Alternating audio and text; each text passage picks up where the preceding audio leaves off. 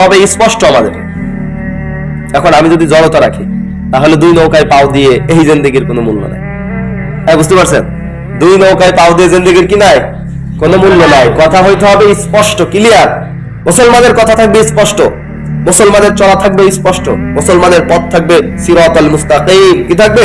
সিরাতাল মুস্তাকিম, সরল সোজা সঠিক পথ, একদম সোজা পথ। এই পথ দিয়ে আঁকা বাঁকা একটু এদিক ওদিক জিরানোর কোনো সুযোগ নাই, সোজা পথে চলতে হবে। শরিয়া যা হোক, পৃথিবী সব আমার বিরুদ্ধে চলে যাক, কিন্তু আমার থাকবে কি? একমাত্র শরিয়া। কি থাকবে? শরিয়া। বুঝলেন না বিষয়টা? আমার কি থাকবে? শরিয়া থাকবে। এখন আপনি যদি শরিয়া না মানতে পারেন, চিন্তা করেন যে এখানে শরিয়া মানলে আমার একটু লস হয়ে যাবে, না থাক। আপনি যদি চিন্তা করেন যে না, এটা তো শরিয়া তো মানলাম, নামাজ তো পড়লাম, এখানে না একটু একটু সুদ খাই, হয়ে গেল। একটু গুনাহ করি, একটু টিভি দেখি, একটু গান শুনি, হইলো। নামাজ তো পড়তেছি, এগুলো করি, সমস্যা কি? না। সিরাতাল মুস্তাকিম মানে কি? সিরাতাল মুস্তাকিম মানে কি? সরল সঠিক সোজা পথ।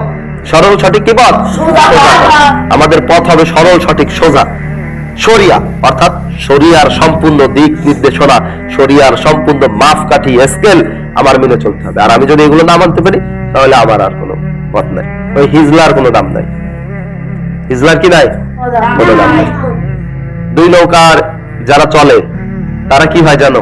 দুই নৌকায় পা দিলাম, বুঝছেন, দুই নৌকায় পা দিছি, নৌকা দুইটা কি এক জায়গায় দাঁড়িয়ে থাকবে না, দুইটা দুই দিকে চলে যাবে। কখনো দিয়ে দেখছেন? দুই নৌকায় পা দিয়ে দেখছেন? এই নৌকায় এক ডালে পা দিলাম আর এই ডালেতে পা দিলাম, দুই ডালে পা দিছি, দুইটা নৌকা দুই দিকে চলে যায়। শেষমেশ কি করতে হয় বলেন তো? পানিতে পড়ে যেতে, কোনো পথ থাকে না। অথবা এক নৌকায় উঠে যেতে হয়, কিন্তু ওই পরিস্থিতিটা এতই ভয়ঙ্কর হয়ে যায় এক নৌকায় ওঠার সুযোগ থাকে না, পানিতে পড়ে যেতে হয়। এই জন্য এটা আমি উদাহরণ দিচ্ছি এই জন্য যে যদি আমি মুশরিক থাকি আবার ইমানদারের ভাব ধরি, দুই নৌকায় পা দিলে আমি ওই জাহান্নামের ভিতরে গিয়েই পড়বো, একবারে আসার সুযোগ থাকবে না। খুব কম, খুব কম, হাজারে এক দুইজন হইতে পারে আসতে পারবে, বাদ বাকি আসা যায় না।